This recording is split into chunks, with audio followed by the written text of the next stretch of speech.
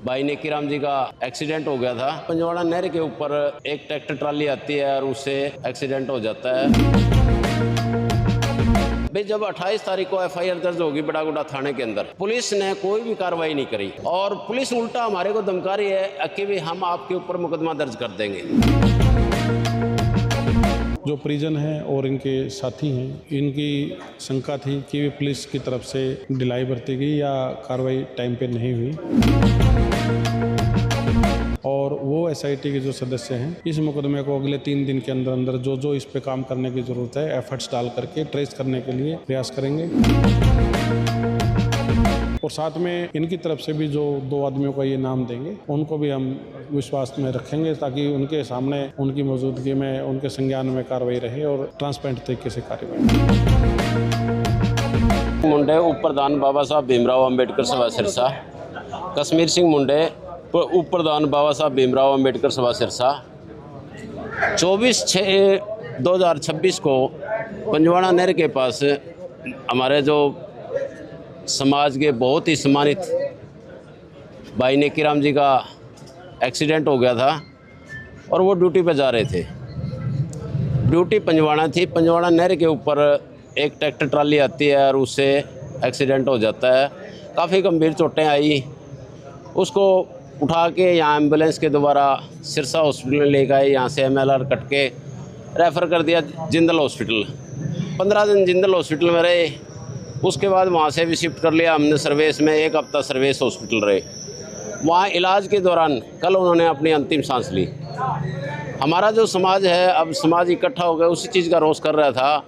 भाई जब 28 तारीख को एफआईआर दर्ज होगी बड़ागुड़ा थाने के अंदर, पुलिस ने कोई भी कार्रवाई नहीं करी और पुलिस उल्टा हमारे को धमका रही है कि भी हम आपके ऊपर मुकदमा दर्ज कर देंगे।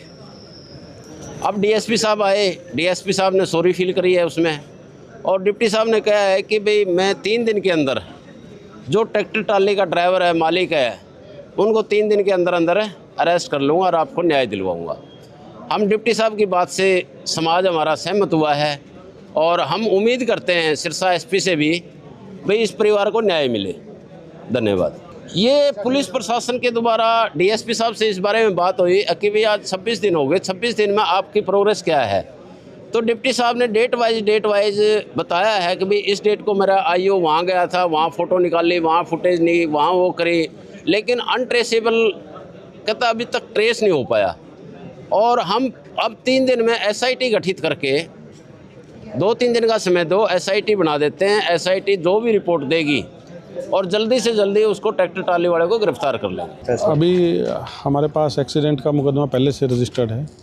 उस संबंध में जो पीड़ित है उसको इलाज के लिए दाखिल करवाया गया था। इलाज के दौरान उसकी आकस्मिक मृत्यु हो गई है, जिसकी वजह से पोस्टमार्टम की कार्रवाई के लिए पुलिस यहाँ आई हुई है।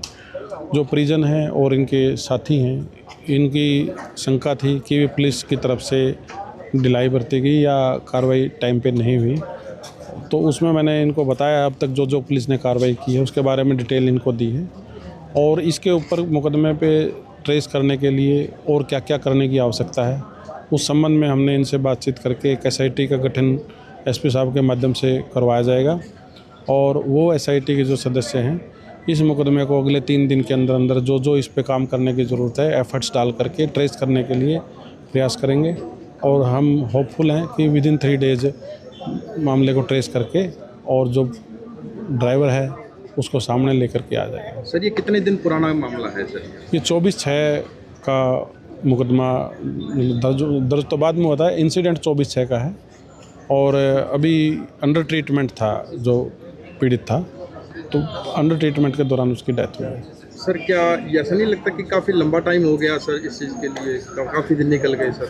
नहीं, अंडर इन्वेस्टिगेशन मुकदमा कोई हमने अनट्रेस नहीं, कैंसिलेशन नहीं, ऐसा नहीं है और आज ही पोस्टमार्टम हो रहा है तो इसमें जो पोस्टमार्टम के बाद जो धारा ईजाद होनी है वो भी होगी।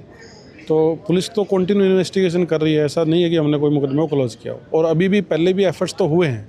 फाइल पे भी मैंने देखा सीसीटीवी फुटेज भी रूट की अवेलेबल हैं। जो चीज़ें आनी चाहिए थी फाइल पे, कुछ चीज़ें अवेलेबल हैं ऑलरेडी। कुछ चीज़ों पे जैसे टेक्निकल जो पार्ट है, साइबर का एंगल और चीज़ें, उन पर हम और गहराई से अब एसआईटी गठित करके उस पर काम करेंगे।